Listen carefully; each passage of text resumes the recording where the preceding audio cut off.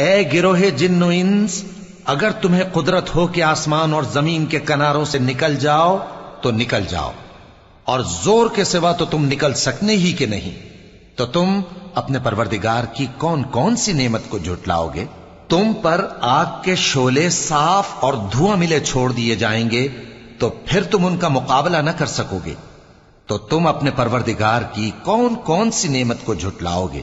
پھر جب آسمان پھٹ کر تیل کی تلچھٹ کی طرح گلابی ہو جائے گا تو وہ کیسا ہولناک دن ہوگا، تو تم اپنے پروردگار کی کون کون سی نعمت کو جھٹلاؤ گے؟ تو اس روز نہ تو کسی انسان سے اس کے گناہوں کے بارے میں پرسش کی جائے گی اور نہ کسی جن سے، تو تم اپنے پروردگار کی کون کون سی نعمت کو جھٹلاؤ گے؟ گناہگار اپنے چہرے ہی سے پہچان لیے جائیں گے تو پیشانی کے بالوں اور پاؤں سے پکڑ لیے جائیں گے، تو تم اپنے پروردگار کی کون کون سی نعمت کو جھٹلاؤ گے؟ یہی وہ جہنم ہے جسے گناہگار لوگ جھٹلاتے تھے، وہ دوزخ اور کھولتے ہوئے گرم پانی کے درمیان گھومتے پھریں گے، تو تم اپنے پروردگار کی کون کون سی نعمت کو جھٹلاؤ گے؟ اور جو شخص اپنے پروردگار کے سامنے کھڑے ہونے سے ڈرا، اس کے لیے 2 باغ ہیں، تو تم اپنے پروردگار کی کون کون سی نعمت کو جھٹلاؤ گے؟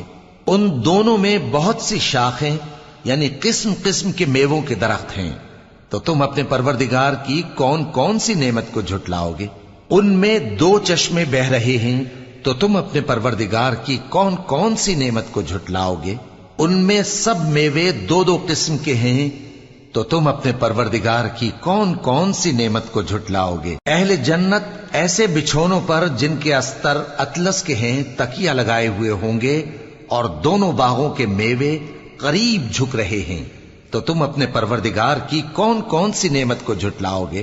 ان میں نیچی نگاہ والی عورتیں ہیں جن کو اہل جنت سے پہلے نہ کسی انسان نے ہاتھ لگایا اور نہ کسی جن نے، تو تم اپنے پروردگار کی کون کون سی نعمت کو جھٹلاؤ گے؟ گویا وہ یاقوت اور مرجان ہیں، تو تم اپنے پروردگار کی کون کون سی نعمت کو جھٹلاؤ گے؟